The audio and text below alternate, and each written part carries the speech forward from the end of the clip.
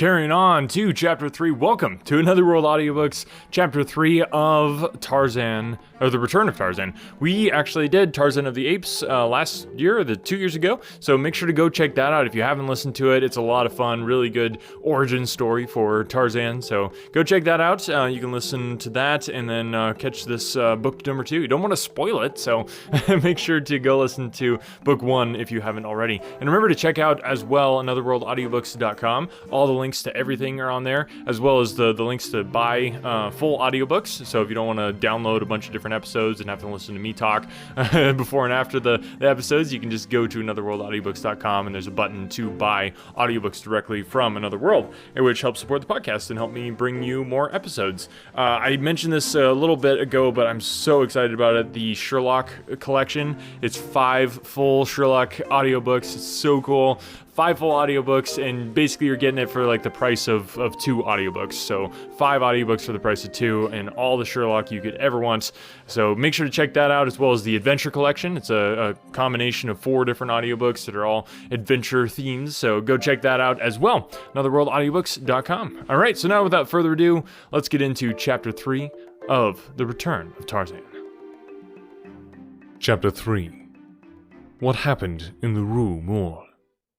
On his arrival in Paris, Tarzan had gone directly to the apartments of an old friend, D'Arnault, where the naval lieutenant had scored him roundly for his decision to renounce the title and estates that were rightly his from his father, John Clayton, the late Lord Greystoke.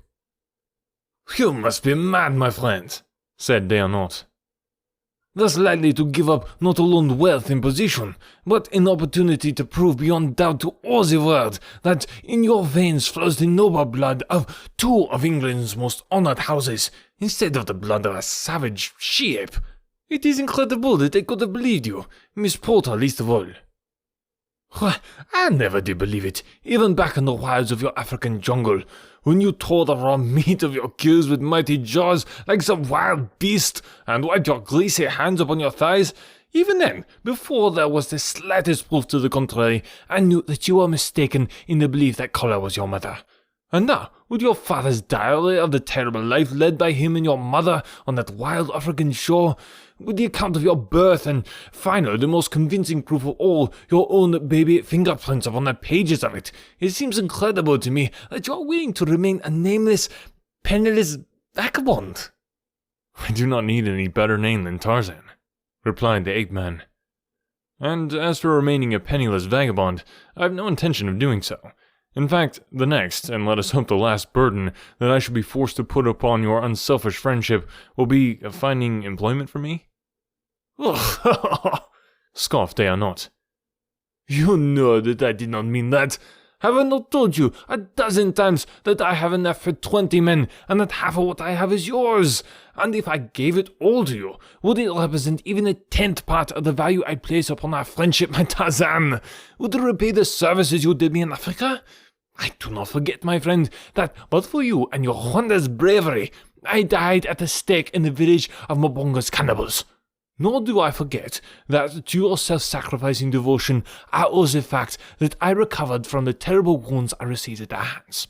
I discovered later something of what it meant to you to remain with me in the amphitheater of Apes while your heart was urging you on to the coast. When we finally came there and found that Miss Porter and her party had left, I commenced to realize something of what you had done for an utter stranger. Nor am I trying to repay you with money, Tarzan. It is that just at present you need money. Were it sacrifice that I might offer you, it were the same. My friendship must always be yours because our tastes are similar, and I admire you. That I cannot command, but the money I can and shall." "Well," Tarzan laughed, "we shall not quarrel over the money. I must live, and so I must have it, but I shall be more contented with something to do. You cannot show me your friendship in a more convincing manner than to find employment for me. I shall die of inactivity in a short while. As for my birthright, it is in good hands. Clayton is not guilty of robbing it of me. He truly believes that he is the real Lord Greystoke, and the chances are that he will make a better English lord than a man who was born and raised in an African jungle. You know that I am but half civilized even now. Let me see red and anger but for a moment, and all the instincts of the savage beast that I really am submerge what little I possess of the milder ways of culture and refinement. And then again, had I declared myself, I should have robbed the woman I love of the wealth and position that her marriage to Clayton will now ensure her. I could not have done that, could I, Paul? Nor is the matter of birth of great importance to me, he went on, without waiting for a reply.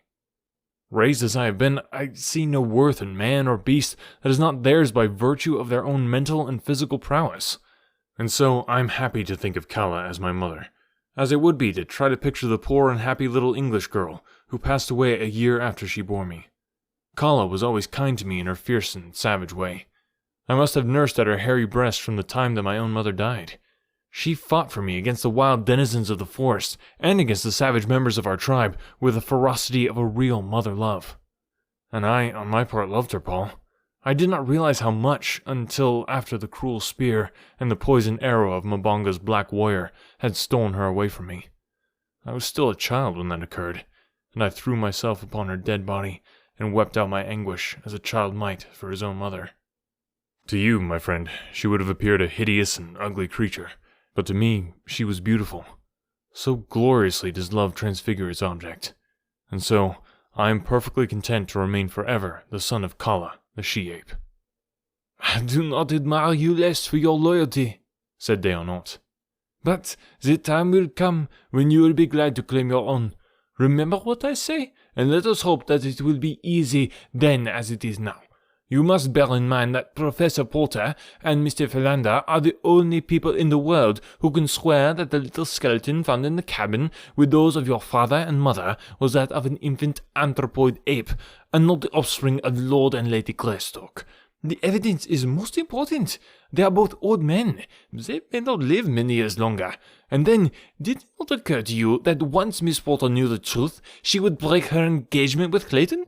You might easily have your title, your estates, and the woman you love, Tarzan. Had you not thought of that? Tarzan shook his head. You do not know her, he said. Nothing could bind her closer to her bargain than some misfortune to Clayton.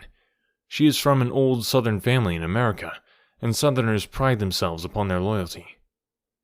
Tarzan spent the 2 following weeks renewing his former brief acquaintance with Paris. In the daytime, he haunted the libraries and picture galleries. He had become an omnivorous reader, and the world of possibilities that were open to him in this seat of culture and learning fairly appalled him when he contemplated the very infinitesimal crumb of the sum total of human knowledge that a single individual might hope to acquire, even after a lifetime of study and research. But he learned what he could by day, and threw himself into a search for relaxation and amusement at night. Nor did he find Paris a whit less fertile field for his nocturnal avocation. If he smoked too many cigarettes and drank too much absinthe, it was because he took civilization as he found it, and did the things that he found his civilized brothers doing. The life was a new and alluring one, and, in addition, he had a sorrow in his breast, and a great longing which he knew could never be fulfilled. And so he sought in study and in dissipation, the 2 extremes, to forget the past, and inhibit contemplation of the future. He was sitting in a music hall one evening, sipping his absinthe and admiring the art of a certain famous Russian dancer, when he caught a passing glimpse of a pair of evil black eyes upon him.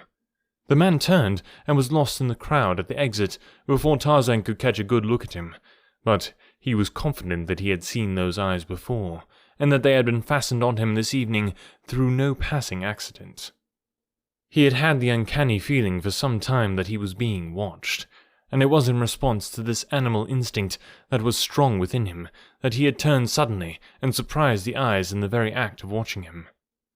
Before he left the music hall, the matter had been forgotten, nor did he notice the swarthy individual who stepped deeper into the shadows of an opposite doorway as Tarzan emerged from the brilliantly lighted amusement hall. Had Tarzan but known it, he had been followed many times from this and other places of amusement, but seldom, if ever, had he been alone. Tonight, Deonot had had another engagement, and Tarzan had come by himself. As he turned in the direction he was accustomed to taking from this part of Paris to his apartments, the watcher across the street ran from his hiding place and hurried on ahead at a rapid pace. Tarzan had been wont to traverse the Rue Maule on his way home at night. Because it was very quiet and very dark, it reminded him more of his beloved African jungle than did the noisy and garish streets surrounding it. If you are familiar with your Paris, you will recall the narrow, forbidding precincts of the Rue Maule. If you are not, you need but ask the police about it to learn that in all Paris there is no street to which you should give a wider berth after dark. On this night, Tarzan had proceeded some 2 squares through the dense shadows of the squalid old tenements which lined this dismal way, when he was attracted by screams and cries for help from the 3rd floor of an opposite building. The voice was a woman's. Before the echoes of her first cries had died, Tarzan was bounding up the stairs and through the dark corridors to her rescue. At the end of the corridor, on the 3rd landing, a door stood slightly ajar, and from within, Tarzan heard again the same appeal which had lured him from the street. Another instant found him in the center of a dimly lighted room. An oil lamp burned upon a high, old-fashioned mantel, casting its dim rays over a dozen repulsive figures. All but one were men. The other was a woman of about 30. Her face, marked by low passions and dissipation, might once have been lovely. She stood with one hand at her throat, crouching against the farther wall. "Help, monsieur," she cried in a low voice as Tarzan entered the room. "They were killing me." As Tarzan turned toward the men about him, he saw the crafty, evil faces of habitual criminals. He wondered that they had made no effort to escape. A movement behind him caused him to turn. 2 things his eyes saw, and one of them caused him considerable wonderment. A man was sneaking stealthily from the room, and in the brief glance that Tarzan had of him, he saw that it was Rokoff. But the other thing that he saw was of more immediate interest. It was of a great brute of a fellow, tiptoeing upon him from behind with a huge bludgeon in his hand. And then, as the man and his confederates saw that he was discovered, there was a concerted rush upon Tarzan from all sides. Some of the men drew knives, others picked up chairs, while the fellow with the bludgeon raised it high above his head, in a mighty swing that would have crushed Tarzan's head had it ever descended upon it. But the brain and the agility and the muscles that had coped with the mighty strength and cruel craftiness of Turcos and Numa in the fastness of their savage jungle were not to be so easily subdued as these Apaches of Paris had believed. Selecting his most formidable antagonist, the fellow with the bludgeon, Tarzan charged full upon him, dodging the falling weapon and catching the man a terrific blow on the point of the chin that felled him in his tracks. Then he turned upon the others. This was sport. He was reveling in the joy of battle and the lust of blood. As though it had been but a brittle shell, to break at the least rough usage, the thin veneer of his civilization fell from him, and the 10 burly villains found themselves pinned in a small room with a wild and savage beast, against whose steel muscles their puny strength was less than futile. At the end of the corridor without stood Rokoff, waiting the outcome of the affair. He wished to be sure that Tarzan was dead before he left, but it was not a part of his plan to be one of those within the room when the murder occurred. The woman still stood where she had when Tarzan entered, but her face had undergone a number of changes within the few minutes which had elapsed. From the semblance of distress which had worn when Tarzan first saw it, it had changed to one of craftiness as he had wheeled to meet the attack from behind, but the change Tarzan had not seen. Later, an expression of surprise, and then one of horror superseded the others, and who may wonder? For the immaculate gentleman her cries had lured to what was to have been his death had been suddenly metamorphosed into a demon of revenge. Instead of soft muscles and a weak resistance, she was looking upon a veritable Hercules gone mad. "Mon Dieu!" she cried. "He is a beast!" For the strong white teeth of the ape-man had found the throat of one of his assailants, and Tarzan fought as he had learned to fight with the great bull apes of the tribe of Kerchak. He was in a dozen places at once, leaping hither and thither about the room in sinuous bounds that reminded the woman of a panther she had seen at the zoo. Now was a wrist bone snapped in his iron grip, now a shoulder was wrenched from its socket as he forced the victim's arm backward and upward. With shrieks of pain, the men escaped into the hallway as quickly as they could, but even before the first one staggered, bleeding and broken from the room, Rokoff had seen enough to convince him that Tarzan would not be the one to lie dead in that house this night, and so, the Russian had hastened to a nearby den and telephoned the police that a man was committing murder on the 3rd floor of Rue Maule 27. When the officers arrived, they found 3 men groaning on the floor, a frightened woman lying upon a filthy bed, her face buried in her arms, and what appeared to be a well-dressed young gentleman, standing in the center of the room, awaiting the reinforcements which he had thought the footsteps of the officers hurrying up the stairway had announced. But they were mistaken in the last. It was a wild beast that looked upon them through those narrowed lids and steel-grey eyes.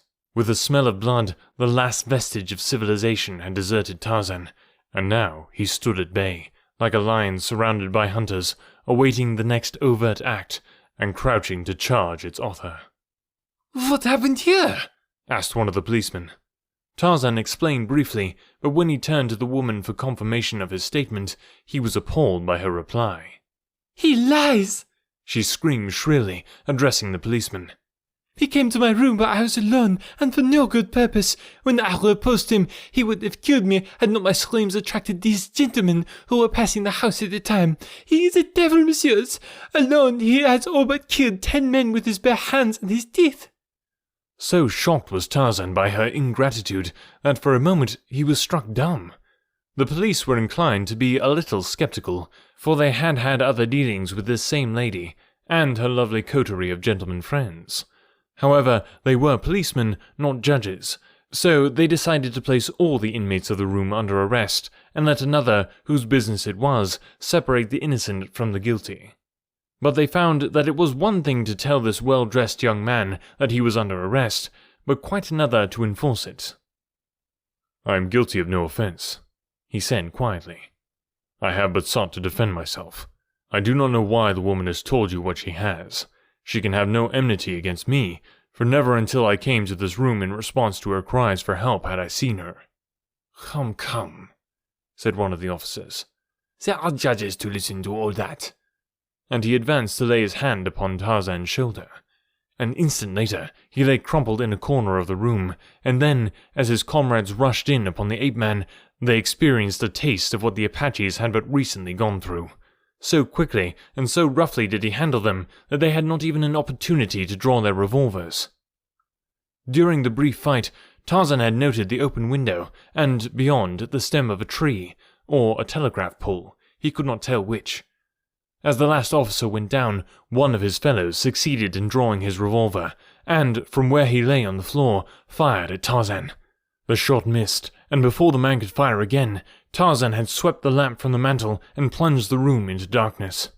The next they saw was a lithe form spring from the sill of the open window and leap, panther-like, onto the pole across the walk. When the police gathered themselves together and reached the street, their prisoner was nowhere to be seen. They did not handle the woman and the men who had not escaped any too gently when they took them to the station. They were a very sore and humiliated detail of police. It galled them to think that it would be necessary to report that a single unarmed man had wiped the floor with a whole lot of them, and then escaped them as easily as though they had not existed. The officer who remained in the street swore that no one had leaped from the window, or left the building from the time they entered until they had come out. His comrades thought that he lied, but they could not prove it. When Tarzan found himself clinging to the pole outside the window, he followed his jungle instinct and looked below for enemies before he ventured down. It was well he did, for just beneath stood a policeman.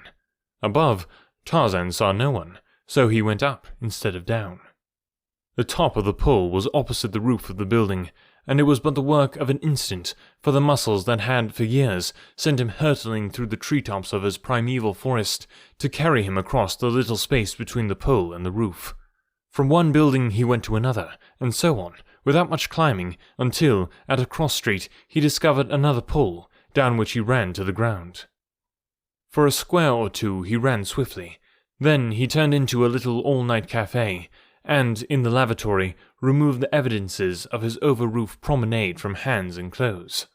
When he emerged a few moments later, it was to saunter slowly on toward his apartments. Not far from them, he came to a well-lighted boulevard, which it was necessary to cross. As he stood directly beneath a brilliant arc-light, waiting for a limousine that was approaching to pass him, he heard his name called in a sweet feminine voice. Looking up, he met the smiling eyes of Olga Decoud as she leaned forward upon the back seat of a machine. He bowed very low in response to her friendly greeting. When he straightened up, the machine had borne her away. Rokov and the Countess Decoud both in the same evening, he soliloquized. Paris is not so large after all. Alrighty, thank you guys so much for listening. I really appreciate it. I know I say that a lot, but I do. I appreciate you listening. I appreciate you sharing the podcast. It just means so much to me to know that people enjoy what we're doing here and find it worthwhile to spend, half an hour a week with me. It's just really cool. It's really cool. And I would love to connect with you more. There is a Facebook group. I'm on there. So if you want to jump on there and join in the fray of audiobook fans there, I would love to connect with anybody through Facebook, or if you want to send me an email, anotherworldaudiobooks@gmail.com. Let me know you're out there. I want to hear from you. And again, a huge thank you to our patrons, to Mike, Corky, Aaron, and Etiosa for supporting the podcast. If you want to become a patron, you can do that and get a bunch of awesome perks. Go to anotherworldaudiobooks.com and just click on support the podcast and you'll be taken to Patreon. I used to do support through Anchor.fm, which is where the podcast is hosted, and I just found that Patreon is better for rewarding my followers. So thank you so much for checking that out, and thank you for listening, and we will be back with Chapter 4 here next week. Talk to you then. When I was in school, I absolutely hated writing. It wasn't until I was a bit older that I came to understand the power of words. If you're a business owner, you understand that power too. A business blog, when done right, can drive sales, increase revenue, and get you more customers. But as a business owner, you probably don't have the time to do all that writing. Plus, if you're not a copywriter by trade, you might feel like you're just kind of throwing words out there and they're not actually accomplishing anything. The good news is, there's a simple solution. Check it out. I call it the ultimate blog post checklist for businesses with online stores. This checklist will allow you to write better, more effective articles that convert readers into buyers. It's full of easy to follow examples to get your creativity flowing based on experience of nearly 1 million words written, and best of all, it's effective on any type of article in any industry or niche. I've successfully used this exact checklist on topics from pool table reviews to investment advice. Tired of spending tons of time writing stuff that doesn't convert? This checklist will change that by giving you highly effective blog posts and articles that transform readers into paying customers. Go to invicta.enterprises/free checklist and start saving time and transforming your writing now. That's invicta.enterprises/free checklist.